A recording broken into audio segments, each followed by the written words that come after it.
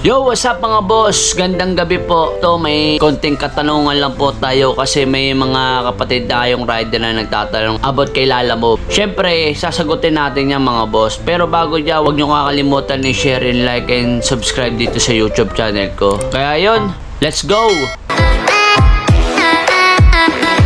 Yun mga boss, ito ang katanungan ni Sir. Shoutout po sa iyo. Ito po ang katanungan niya.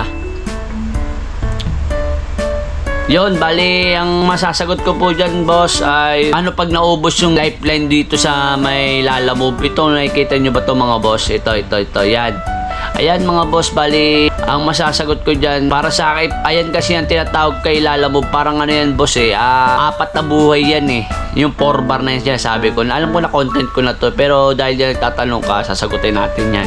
Kasi yan, boss, pag once na puro cancel dyan, ang alam ko ayun alam kong ganun talaga. Pero kung sa iba, di ko alam sa pananaw ng iba. Kasi pag puro cancel ka dyan, mga boss, mababawasan yung buhay mo. Parang magmaminus yan kinakain yan kada cancel mo. Kaya dapat yan mga boss, lagi mong panatiling, laging full bar yan yung buhay mo. Ayan yung tinatawag na yung lifeline na kumbaga, kailangan mong pangalagaan yan kay Lalamove. Kasi once na naubos yan, wala na boss, ano ka dyan, restricted. Ang alam ko restricted ka dyan kasi may tinatawag kasi pag nasuspendido ka dyan, minsan 3 days, pinakamataas ata 5 days pero yung pag una 3 days lang. Pero yun ang alam ko kasi bilang experience ko na rin yan.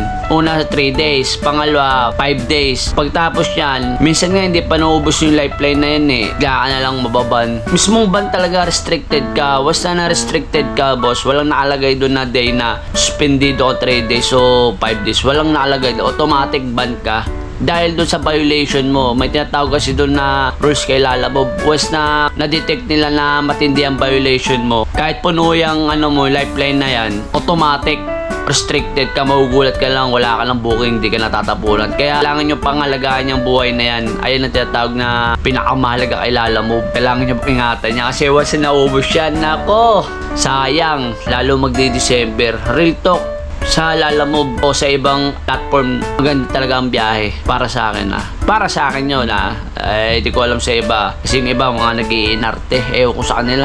Gusto siguro nila, pag bumiyahe sila, isang biyahe, boundary agad. Ganun ang gusto nila. Kaya syempre, di naman natin masisisi yung mga diskarte nila.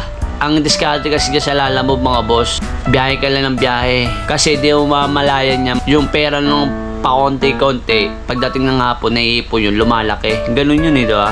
Kaya, yun, sana nasagot ko yung tanong mo, boss. Ingatan mo yung lifeline na yan. Tapos yung cancel, ayun yung iiwasan mo. Sayang kitaan sa delivery. Mga ilang buwan na lang, December na naman, diba?